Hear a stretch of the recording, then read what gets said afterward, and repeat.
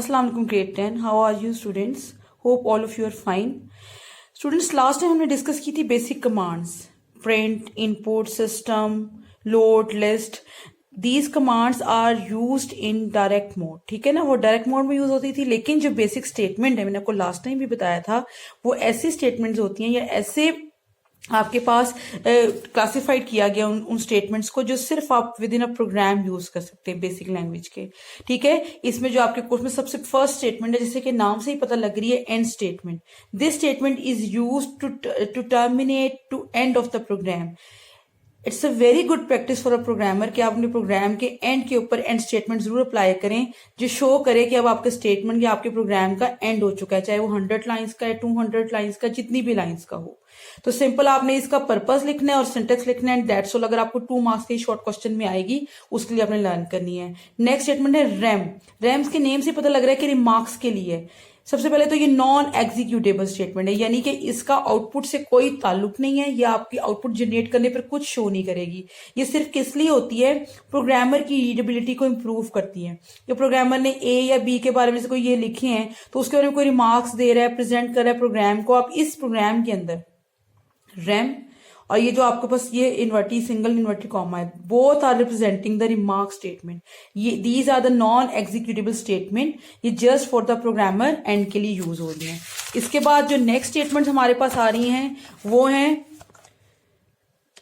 Next statement के अंदर आपने जो एंड पे इसकी लाइन है वो आपने करनी है learn. This statement however increases the readability of the code and modifying understanding and debugging the program just. इसके बाद जो ये स्टॉप स्टेटमेंट है, ये आपके स्मार्ट सिलेबस में नहीं है। ऑपरेटर्स इन बेसिक, पहला ऑपरेटर तो वही सिंपल है, आपने बहुत दफा ये ऑपरेटर्स यूज किए हैं, mathematical operators, arithmetical operators, addition, subtraction. उसके बाद आ रहा है हमारे पास मल्टीप्लीकेशन, डिवीजन, एक्सपोनेंट। एक्सपोनेंट क्या करता है? पावर शो करता है। फॉर एग्जाम्पल 2 की पावर 4, जिस तरह से पावर शो करने के लिए एक्सपोनेंट यूज होता है बेसिक के अंदर। निगेशन होता है ऑपोजिट, माइनस, ठीक है। 3 -3 निगेशन का मतलब उसका opposite number. Mod operator use करता है, रिमाइंडर शो करता है। फॉर एग्जाम्पल आप 10 को 3 से डिवाइड करते हैं, 3 3 9, और जो मॉड ऑपरेटर होता है वो आपको ये रिमाइंडर की वैल्यू शो करवाता है। और इंटीग्रल पार्ट जो होता है, ये फॉर एग्जाम्पल आपने इधर पॉइंट लगाया, इधर 0 आया, फिर 3 3 9, और फिर इसको आप ये जो इंटीग्रल पार्ट, इसके अंदर से जो इंटीग्रल पार्ट होगा ना, वो जस्ट आपको 3 देगा, ठीक है। दीज आर द ऑपरेटर्स, ये इनकी वर्किंग है, आपने पहले भी ये पढ़े हुए हैं। अर्थमेटिक ऑपरेटर्स आप सब जानते हैं, ठीक। नेक्स्ट रिलेशनल ऑपरेटर्स के बारे में भी आप जानते हैं। That gives you the true और false value, equals to, less than, greater than, less than equals to, greater than equals to, and this is in general basic representing the not equal sign, ठीक है।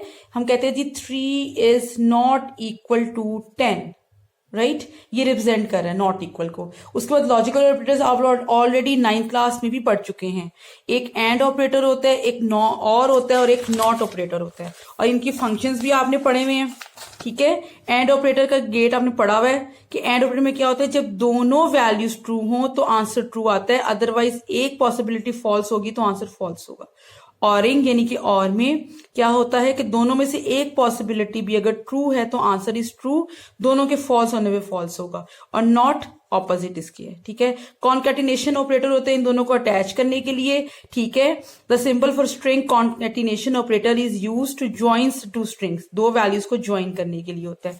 जैसे यहाँ पे ए और B dollar को मिला लिया गया है। असाइनमेंट ऑपरेटर भी आपको पता है इक्वल्स टू साइन है, just for the equality of these sentences, ठीक है। यहां तक आपने इसकी लर्निंग करनी है, और इसको इंशाल्लाह ताला फिर आपने अच्छी तरह से रिप्रेजेंट करना है, लर्न करना है, फिर हम इसको आगे लेके चलेंगे। Thank you.